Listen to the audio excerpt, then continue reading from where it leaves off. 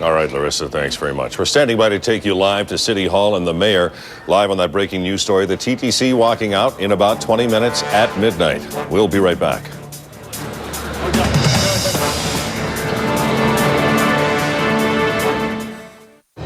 Just in time for Mother's Day, save $400 on this $6.99 1-carat diamond heart or this 1-carat diamond circle. Now just $2.99 each. Hurry in, quantities are limited. Exclusively at People's, the Diamond Store. Just in time for Mother's Day, save $500 on these $8.99 diamond earrings. Now just $3.99 in round or princess cut.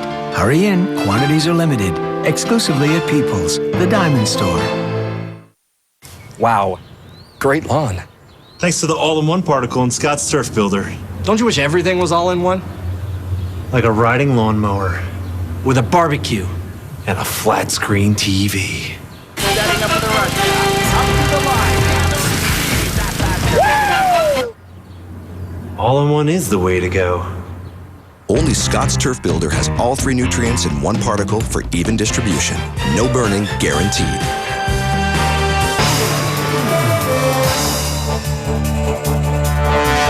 Staying on top of our breaking news from the TTC, less than 20 minutes now from a strike at midnight. Michael Serapio's live outside the Amalgamated Transit Union headquarters, Local 113. Michael.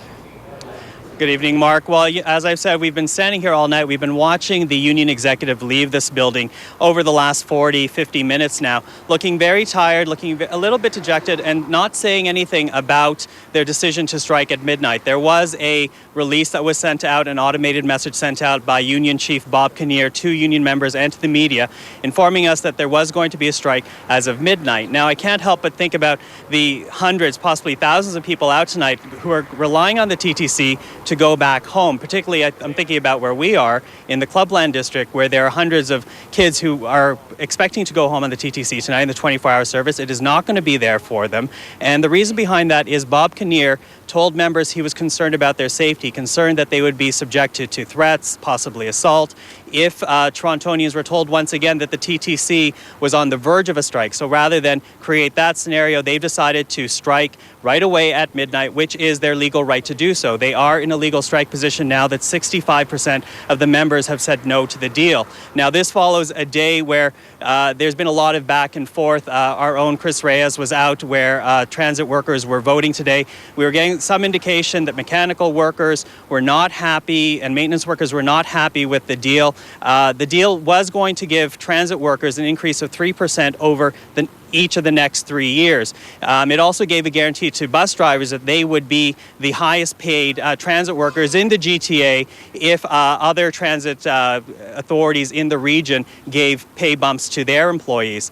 There was also, benefits and dental improvements, but all of that was not enough to sway people, I guess, against the argument that mechanics and transit maintenance workers are making. They were fearful that a number of their jobs were going to be outsourced, and therefore they did not have the job security. And while a lot of people thought that the deal would go through, after all, on Sunday there was a lot of happy faces and shaking hands from both the city management and union executives. We are now waking up to the possibility, well, the reality, that as of midnight there is a strike, a big surprise, and there is going to be an executive meeting tomorrow of the union. We will find out more as to what they're going to do over the next few days, and they will hold a press conference after that. For now, we'll keep monitoring the situation here at Union Headquarters on Wilson Avenue. I'm Michael Serapio. Now back to the newsroom. All right, Michael, thanks. Yeah, there is some real concern, particularly in the downtown area here, because we have several thousand extra people, and a lot of them drinking down here on Friday and Saturday nights, and there's some question and some concern among some police officers we spoke to. What's going to happen when they shut down the system at midnight and start putting people off? We're standing by for Mayor David Miller, who is supposed to be making a statement in short order from City Hall on this sort of surprising news tonight. In the meantime, we're live next to Andrea Puno, who's out there on wild and wacky Queen Street, gauging commuter reaction. Andrea. That's right, Mark.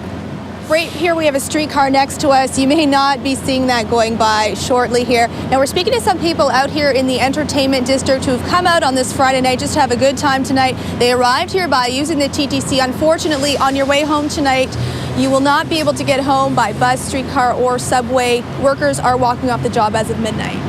Oh, how do we get home then? That's a question a lot of people are asking tonight. What are you most concerned about? Just getting home on time, I guess. Yeah. Safety a concern right now for you too? I guess because it's late, yeah.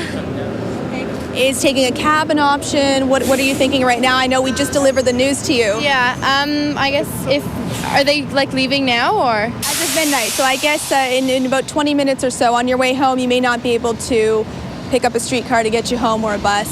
Oh, then maybe we'll have to take a cab. Yeah. So you do have another way to get home tonight? Yeah. Probably.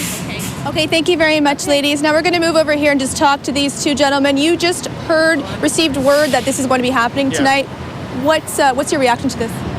Reaction is we got to get out now.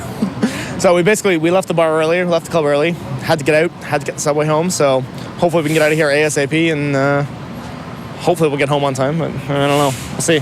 Okay. What are your concerns if there's still a problem come Monday morning? Monday morning. Well, Monday morning I gotta go to work and I use subway and buses, so it's gonna be tough. I'll have to arrange some sort of alternative transportation. Now, a lot of us were bracing for a strike on Sunday. Have you thought about other ways? Were you thinking of this last weekend, hoping that you wouldn't have to deal with this now? My plan last weekend was Monday, take the day off. So I don't know how that's going to work out now, but And the other thing is, it was resolved supposedly on, there was a tentative agreement, so we figured everything is going to be fine this week, and then this sort of last minute Friday night. It's very upsetting. it's a little out of the blue. Yeah. Yeah, very shocked, right? Yes. Yeah. Oh, yeah. I didn't hear this coming at all. So Saturday, I've already got plans to like go downtown, and I'm not really sure if I'm going to be able to do that anymore all of a sudden. So Cab ride is not bad. yeah, I'm going to pass on that. Thanks. So Okay, and then you said, do you have a car to drive into work if need be? no, if they're shut down come Monday morning, I'm taking a day off. That's the only thing I can do. So. That's great. Thank you very much, gentlemen. Of course, not everyone is as fortunate. We'll have to see what everybody will do. Of course, people are already scrambling to find other ways of getting around. Again, this is going to affect potentially 1.5 million people around the city. Live on Queen Street, I'm Andrea Puno. Now back to the newsroom. All right, Andrea, thanks. We're now hearing that the Ministry of Labor mediators are asking the striking transit workers in the TTC to head back to the table tomorrow afternoon. More on this big breaking story when we come back.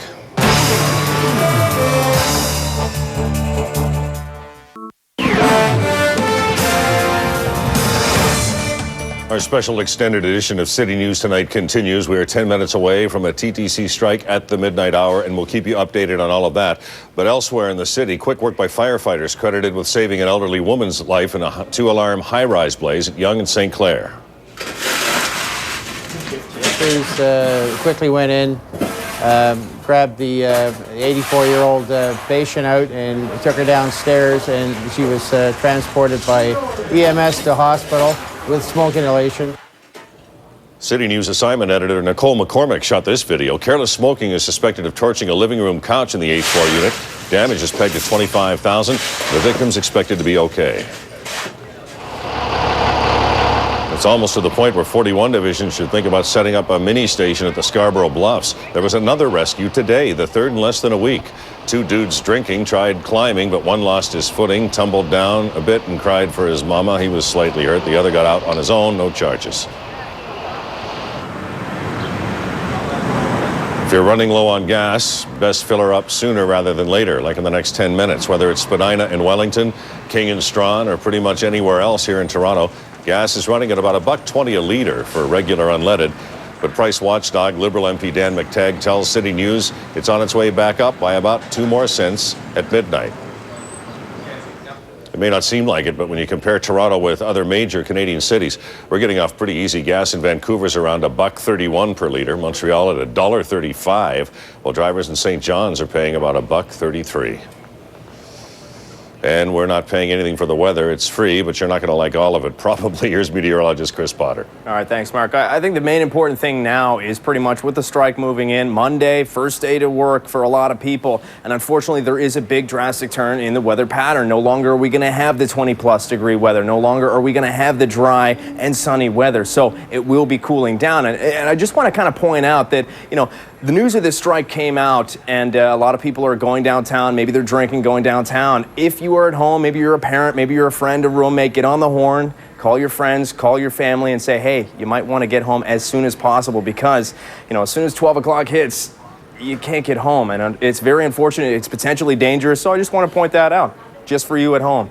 Now, for this weather, it's pretty much the scenario of this area of low pressure. You can actually see this line. This is a cold front. This is what's going to swing into southern Ontario, give us the rain, give us the thunderstorms for tomorrow. Could be worse, though. We could actually be getting snow. That's what northwestern Ontario is getting. You can actually see this spin of low pressure. You can see these bands of snow driving towards the north. We're not going to see that snow. We're actually just going to see the rain, and it's pretty much the collision of air masses. Very warm, moist air coming from the Gulf, very cold, dry air moving in from the north. That collision starts and catalyzes. It's basically what's starting up this rain and the thunderstorms. So the future weather makers, you're actually going to see this cold front move in sometime 10, 11 o'clock tomorrow, southwestern Ontario through the GTA. Then the rain showers and the thunderstorms push out of the region. We actually clear out with high pressure tomorrow, and we actually get into some sunshine. And then on Monday, it's a bad story because this is the next area of low pressure. That's what's going to swing into southern Ontario. This is going to be the beginning of the end. Rainy weather on Monday, then a big cool down. So Saturday into Monday, here's our rain, 12 degrees. By Tuesday, we actually start cooling down, especially in the morning hours. 1 degree in the morning for both Tuesday and Wednesday, single digits for the afternoon.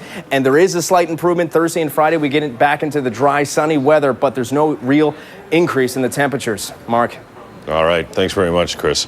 We'll have continuing coverage on our breaking story, the TTC strike, coming up at the top of the hour.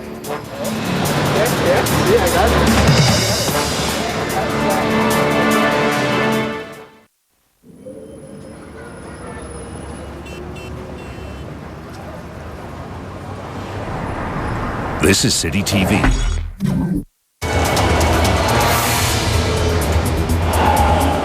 Recapping our breaking news from the TTC, we're less than an hour away. In fact, we're about 5 minutes, less than 5 minutes away from a strike. Michael Serapio has been live outside the Local 113 Transit Union headquarters. Michael.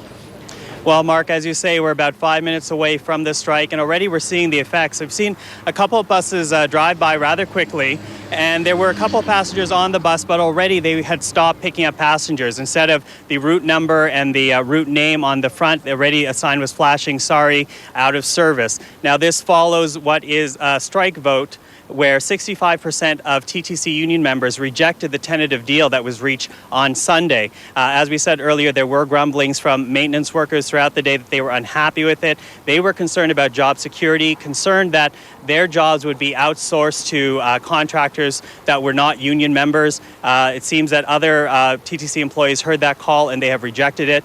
Bob Kinnear, the union president, has sent out an automated message to employees telling them that they should not be showing up to their shifts, that there would be no pickets at the subway stations, but there would be a large demonstration at some point, and that they should be keeping an ear out for that call.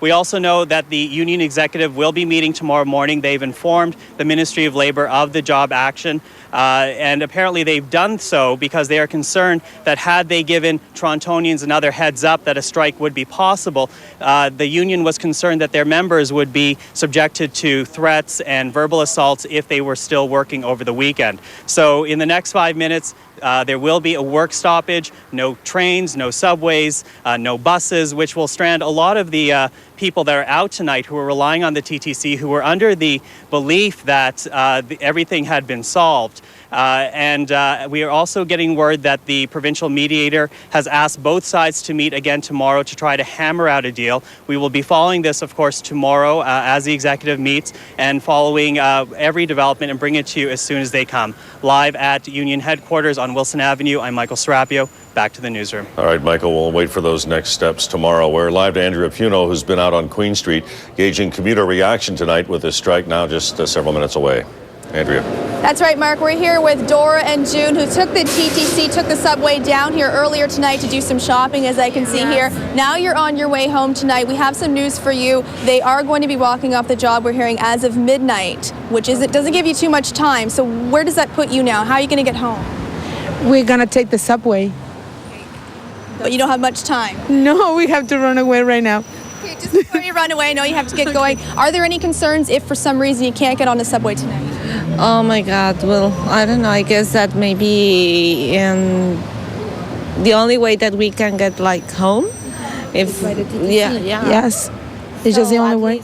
At least that we take a cab or something, but yeah, it's like complicated, no, for us. Like, Exactly. Of course, there's been some safety concerns. There's a lot of women traveling alone tonight, people just getting together, going out to the bars in the entertainment district. We have hundreds, potentially thousands just in the core tonight. So people may be scrambling. So you are worried, especially for your way home tonight. Yes, a little bit, I think. Okay, so we'll let you get running. Especially at this moment. Okay, thank you very much. Thanks very much, girls. We'll have more later on in the show. I'm Andrea Puno, live on Queen Street. Now back to the newsroom.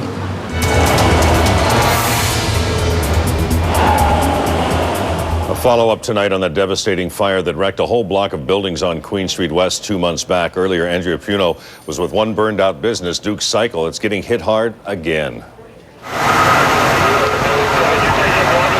Disbelief. I mean, I'm just still kind of in shock with the fire and everything that's going on and trying to get the business up and running. Duke Cycle, an institution on Queen Street for 94 years, burned to the ground last February. So I think the wheels are all done. The tires obviously seem to be done. So Now the store's owner is suffering another loss. He's on the hook for $64,000. Please be advised, I'm a lawyer with the City of Toronto Legal Services Division. That's the first line.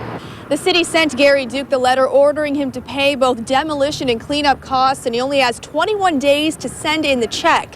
His insurance won't foot the bill, so that means rebuilding here on Queen won't be easy without the city's help.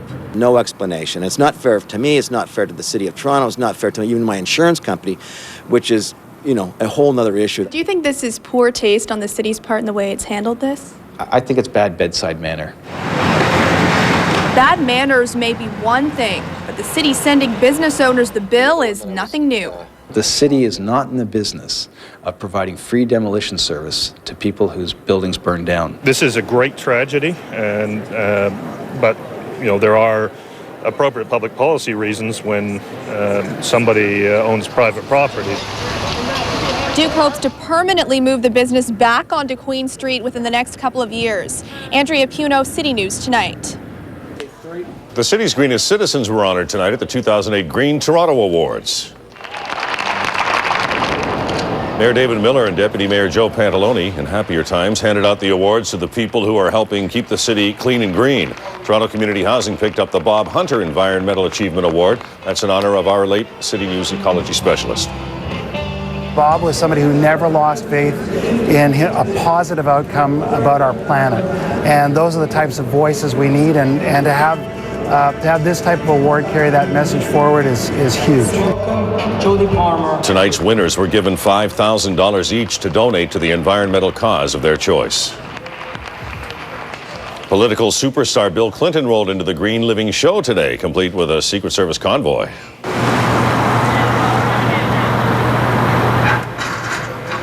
The former U.S. president was in town for a couple of highly paid speaking engagements. At Exhibition Place, hundreds of people paid $135 a ticket to hear Clinton's take on the environment. We're camped out, just dying to see Mr. Clinton, President Clinton. We're really excited about that. Yeah, because he's done so much for the world and so much for the environment, and he's pretty special. Well, I just think he's a great speaker, and I've never seen him in person, and would love to hear what he has to say about the environment. We've heard Al Gore, we haven't heard him. I bought the tickets for my daughter for her birthday. And I did. It was her one of her dreams to come and see him speak. Really? Yeah, and I gave her 2 tickets and said, you can take whoever you like, and she took me. Clinton packs in the crowds for personal appearances that earn him up to $300,000 each. Last year, they netted him about $10 million. A new world record set in Belgium for setting off geysers of soda and Mentos.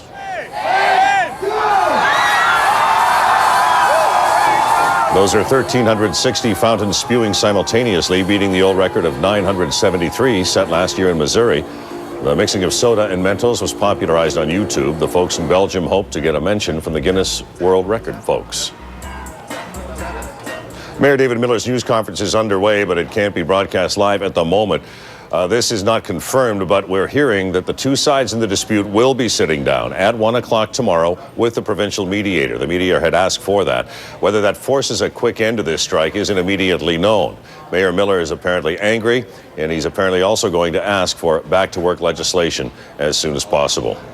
Recapping our breaking news from the TTC. The TTC strike is on as of the midnight hour. Michael Serapio has been live outside the headquarters of Local 113 of the Amalgamated Transit Union. Wrap it up for us, Michael.